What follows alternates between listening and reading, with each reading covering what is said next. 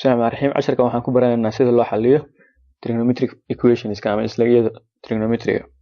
Hordhacay baan ka hormarinaynaa saddex shay aan tilmaami doonaa. Shayga koowaad wuxuu yahay inaad garanayso afarta quadranti. Quadrant 1 waa kan weeye, quadrant 2 waa maxay dhinaca bidix u soconaysa counter clockwise ama lid saacad wareeg. Kan saddexaad waa ka afraadna waa halkan weeye. Trigonometric functionska wax kasta qaybna waa positive qaybna waa negative weeye. Tusaale ahaan waxda koowaad oo kale dhammaantood waa wada positive weeye, sin iyo cosine iyo tangent. Waxda labaad waxa positive ah oo kaliya sin, inta kale waa negative weeye. Waxda saddexaad waxa positive ah tangent oo kaliya. Waxda afraadna waxa positive ah cosine oo kaliya, inta kale waa negative weeye. Waxa loo soo gaabiyaa marka all students take calculus iyo waxyaabo lamid ah. all macnaheedu maxay waxda koowaad waa wada positive weeye, students s ka qaado oo sin oo kaliya waxay tahay positive waxda labaad. Waxda saddexaadna tangent waa ah oo take ah, calculusna maxay cosine baa waxda afraad positive ah. Shayga labaad aan rabno inaan tilmaano waxa wax loo yaqaan reference angle. Tusaale ahaan haddii lagu siiyo xagal 20 degrees oo dhacda waxda labaad oo lagu weydiiyo xagasha weyn falaadha haddii ay soo gaari lahayd diirinta madow ee 180 bay la ekaan lahayd, laakiin ma soo gaarin oo 20 baa ka dhiman. maadaama ay wax ka dhiman yihiin waa ka jarnaa 180 ka jar 20 160 way taa weyn. marka haddaba quadrant 2 marka goorta aad rabto maxaa sameynaysaa 180 baa wax ka jaraysaa xagashii ay haysatay. haddii ka waran 20 ka waaxda saddexaad ay dhacdo oo taa weyn lagu weydiiyo intaa yar waa 20 degrees way. haddii markay 180 ka ay ku ekaan lahayd maxaa dhici lahaa 180 bay la ekaan lahayd, laakiin way soo dhaaftay. maadaama ay soo dhaaftay 180 way ka badan tahay way. imise ka badan tahay marka 20 kaas ay dheer tahay. marka waa ku daraysaa 180 20 ku dar 200 way. quadrant 3 marka u baahan tahay waxa la sameeyaa 180 baa lagu daraa. waxda afraad ay dhacdo oo inta taa weyn lagu weydiiyo maxaa sameynaysaa haddii taa weyn ay soo gaari lahayd ilaa diirinta 360 bay la ekaan lahayd, laakiin ma soo gaarin oo waxba ka dhiman waa ka jarnaa. marka 360 20 ka jar maxay noqonaysaa waa 340 way. haddaba quadrant 4 goorta u baahan tahay 360 ka jar wixii lagu siiyay oo reference angle-ka ah. xeerarku maxay noqonayaan marka quadrant 2 180 ka jar reference angle-kii lagu siiyay. quadrant 3 180 ku dar reference angle-kii lagu siiyay. quadrant 4 360 ka jar. qodobka u dambeeya aan tilmaamayno waxay tahay haddii la tusaale ahaan loo dhaho tangent x baa waxa la egtahay is equal to 1. macnaheedu waa maxay? macnaheedu waxa weeye tangent xagashee bay tahay 1. xagashii angle-kii baa lagu weydiiyay. marka qaab badan baa ku soo saari kartaa. qaabka koowaad waxay tahay inaad geliso oo aad ku qorto calculator-kaaga oo aad tiraahdo inverse of tangent 1. badanaa calculator-rada shift iyo tan baa riixaysaa si ay kugu soo baxdo inverse-ga. waxaa kuu soo bixi doona marka xagasha ay tahay. qodobka labaad aad samayn karto waxay tahay inaad labadaas saddex xagal aad garanayso dhinacyadooda. saddex xagaladan waa maxay? midna waa 30 60 way, midna waa 45 90 way. saddex xagalkan hore oo kale qiimayaasha ugu yar dhinacyadiisa aan siin karno waxa kamid ah 1 iyo 2 iyo √3. kan 45 ka ana dhinacyada ugu yar waxaan siin karnaa 1 iyo 1 iyo hypotenuse √2 ah. haddaba marka anaga maxaa la weydiiyay tangent xagashee bay 1 tahay. haddaba marka si ay 1 u soo baxdo waxaan naqaanaa tangent waxa lagu helaa opposite over adjacent. okay, opposite over adjacent macnaheedu maxay? laba dhinac isu qaybin doonaa. 60 kan hadaa fiiriso oo isu qaybiso 1 iyo 3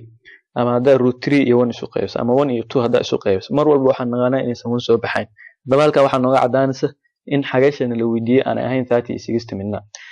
sida qaabka kaliya ay ku soo bixi karto waxay tahay laba lambar oo isku mid ah inaan isu qaybino. haddaba waa 1 iyo 1 ka hadaan isu qaybino 1 baa soo baxay. macnaheedu waxa weeye tangentiga waa 45 weeye. saddex xagalkan noo shaqeynaa. marka labada saddexda xagal hadaa dhinacyadooda dusha ka hayso waxa kugu fududaanaya inaad la soo bixi karto xagalada ay yihiin ama dhinacyada ratio.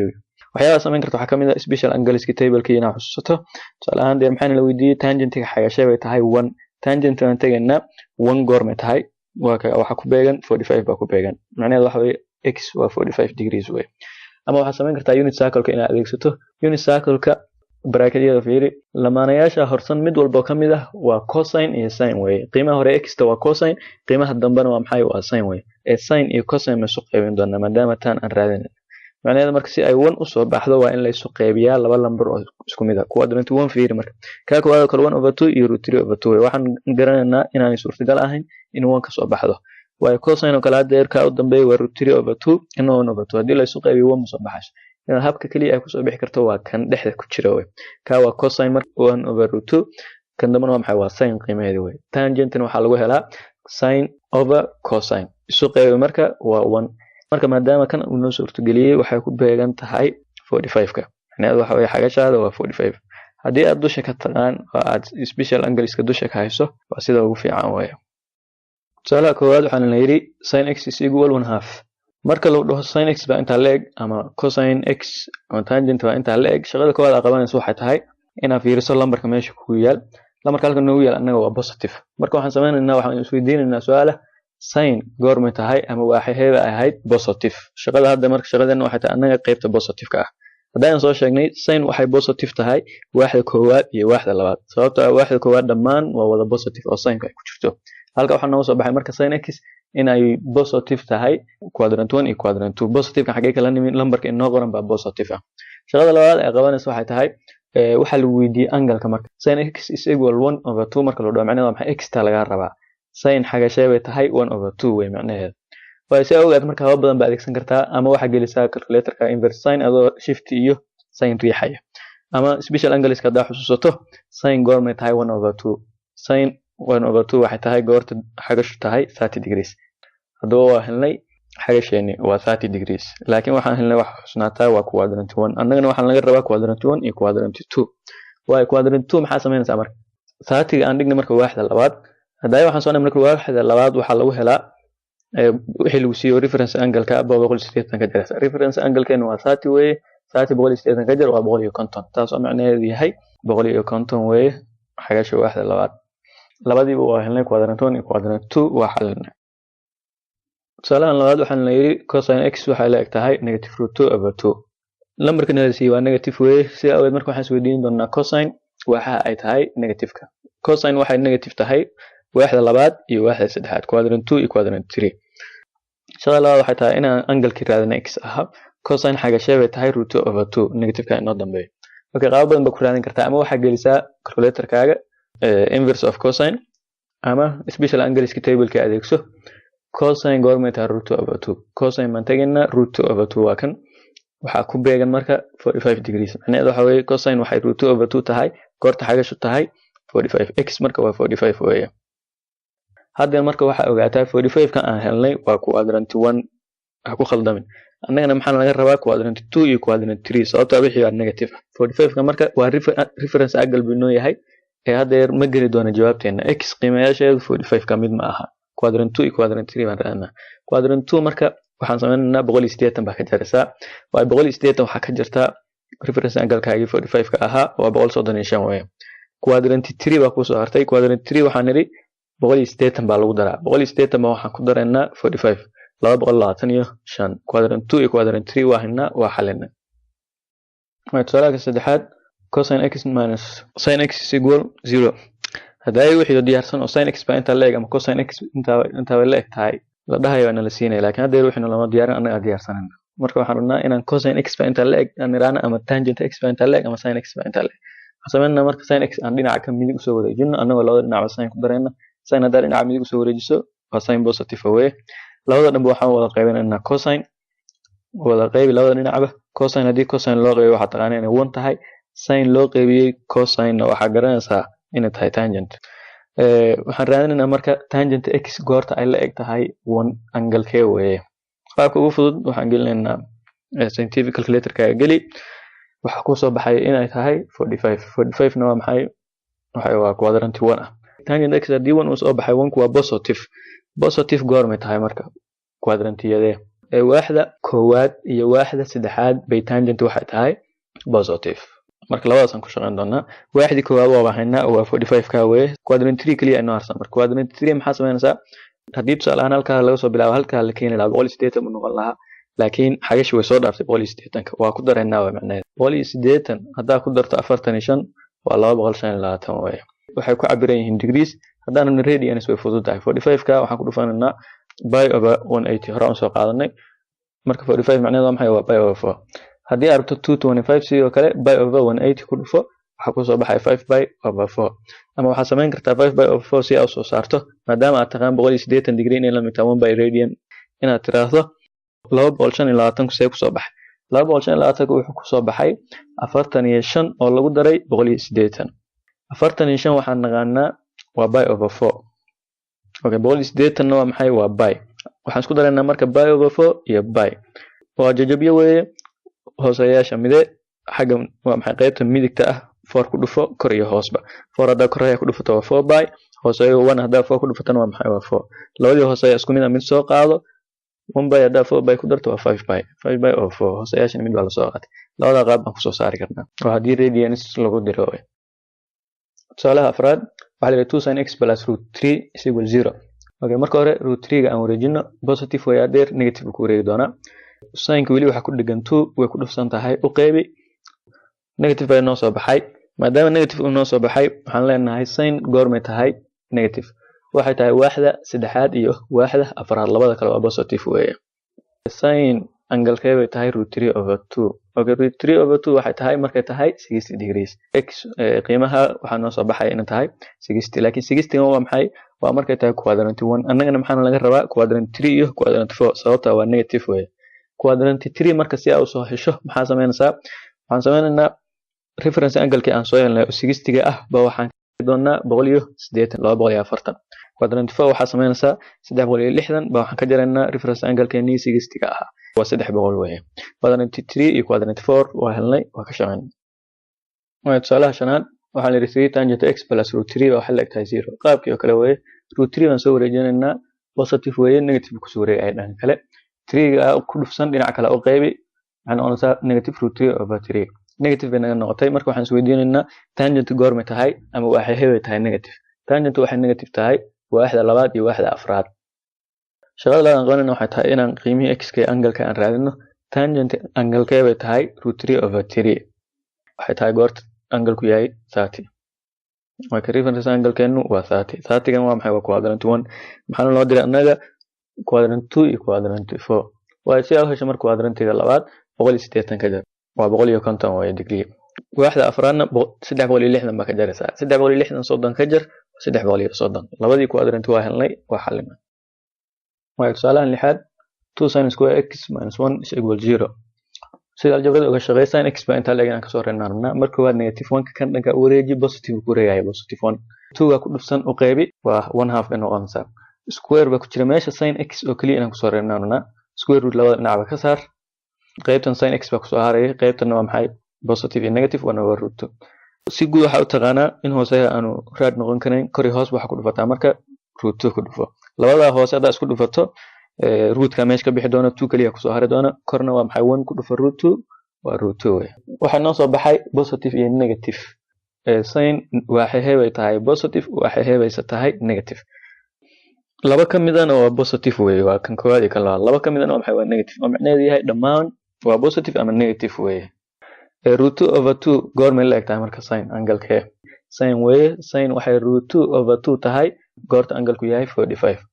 waaxdii koowaad waa helnay waa 45 waaxda labaad marka maxaa sameynaysaa si ay quadrant 2 u hesho 180 ka jar 180 hadaa ka jirto 145 waa 135 way waaxda saddexaad waxa sameynaysaa 180 ba waxaan ku dareynaa 45 waxa noqonaysaa 225 okay waaxda afraad oo dambaysa 360 ba waxaan ka jaraynaa 45 waxa noqonaysaa 315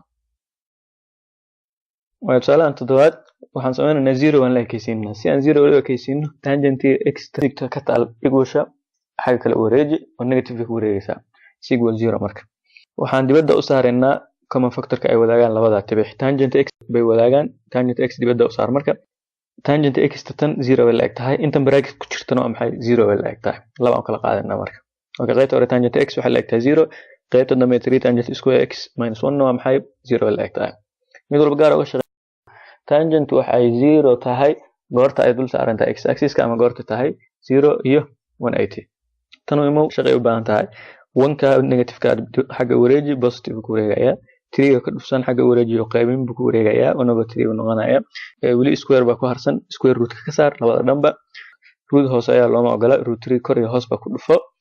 qaybta hoose 3 bay noqonaysaa qaybta sarena maxay root 3 maxay root ka baxaya halkan sababta 3 hada isku dhufto waa 9 square root ka saar waa 3 positive iyo negative noqday maadaama root ka laga saaray positive iyo negative marka waxay heebay tahay tangent waxay tahay dhammaan sababta labana waa positive labana waa negative way afarta waxood waa inaan raadinaa marka aan la soo baxno reference angle-ka tangent angle-ka bay tahay root 3 over 3 root 3 over 3 waxay tangent tahay goorta angle-ku yahay 30 degrees angle-da kale aan soo saarno mar haddaan reference angle-ka helnay quadrant-ka labaad 180 waxaa ka jaraysaa 30 waa 150 weeye quadrantiga saddexaad 180 hadaa ku darto 30 waa 210 weeye degree waaxda afraad u dambaysa quadrant 4 360 baa waxaa ka jaraysaa 30 waxay noqonaysaa 330 degree waa tusaalaha sideed qaabka ay u qoran tahay adaa fiiriso waa sida quadratic equation kii weeye si aad marka waxaan ku samayn doonaa factoring by substitution haddaan ka soo qaadno marka sin x in l qaabkay u qormaysaa waxay u qormaysaa waxa 2a square a marka aragtay waa sin x weeye tan iyo tan marka hadda isku qaab ay u qoran yihiin trial error baan sameynaa waxaan raadinaa laba lambar oo nasiin kara goorta la isku dhufto 2a square waxaan nasiin kara 2a iyo a oo isku dhufsan goorta isku dhufto 2a square waxaan raadinaa markan laba lambar oo goorta la isku dhufto 1 keenay waxaa 1 keeni kara 1 times 1 ama negative 1 times negative 1 maadaama qiimahan dhexe uu positive yahay positive 3 uu yahay positive kan qaadana waa 1 iyo 1 oo positive away marka aan tijaabino inay sax tahay goorta inta isku dhufano on foiling aan ku sameeyno ama distribution waa in qaybta sare soo baxdaa 2a waxa ku dhufataa a waa 2a square way 2a hadana waxa ku dhufataa 1 waa 2a way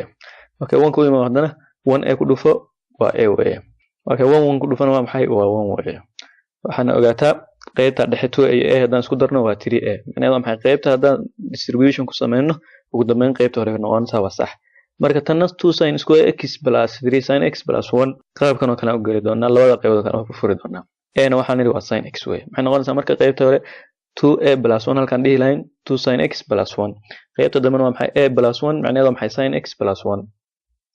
qayb walba marka bracket ku jirto waxa la eg tahay 0 laba kala qaad 2 sin x waxa la eg tahay waa dhahaysa plus 1 0 okay sin x plus 1 waxa la eg tahay iyaduna 0 waa la eg tahay mid walba gaarkeeda uga shaqee qaybtan marka 1 ka wareeji 1 waa positive haddii xagga da wareejiso negative 1 buu noqonayaa 2 ku dhufsan xagga wareeji qaybin bay ku wareegaysaa negative 1 over 2 marka maadaama negative ay noqotay sin waxay heebay tahay negative sin waxay negative tahay waaxda saddexaad iyo waaxda afraad aan raadina angle-ka sin angle-ka bay tahay 1 over 2 sin x tag horta 1 over 2 waxay tahay goorta tahay 30 degrees 30 kan waa quadrant 1 quadrant 3 quadrant 4 u baahana way quadrant 3 si aad hesho marka 180 ku dar 30 ka 180 hadaa 30 ku darto waa 210 way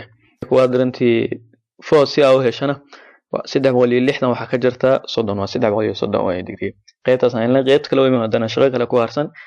plus 1 kan xagga wareeji negative 1 ku wareegaya sin x goormeta negative 1 unit circle-ka waa ku soo baratay waa 270 goorta taagta degree salaad dambe sagaalaad waxaan leeyahay 2 sin x plus cosecant x baa waxa la eg tahay 0 waran cosecant waxaan naqanaa inay tahay sin oo la rogay macnaheedu waxa cosecant waxaan ku bedelaynaa 1 over sin x si aan hooseeyaha u baabi'ino aan ku wada dhufano sin x way sin x hadaa ku dhufato 2 sin x 2 sin square x bay noqonaysaa sin iyo sin oo maxay isla baxayaan halka 1 baa ku soo hari doona is equal 0 way 1 ka wareeji marka negative ku wareegaya negative 1 2 tan ku dhufsan xag kale wareeji qaybin bay ku wareegaysaa sin square x baa waxa la eg tahay negative 1 half marka macquul ma aha lambar inta laba jeer isku dhufato inuu soo saaro negative halkan maxaa ku qoran sin oo la isku wargareeyo waxa la eg tahay negative tusaale ahaan 3 hadaa isku wargareyso marna noqon maayo maxaan ku raadinaa negative 9 hadaa negative 3 isku wargareysana negative 9 ma noqonayo si lambar la isku wargareeyay negative ma soo baxo ama shay la isku wargareeyay negative ma soo saaro no solution hada bila tawfiq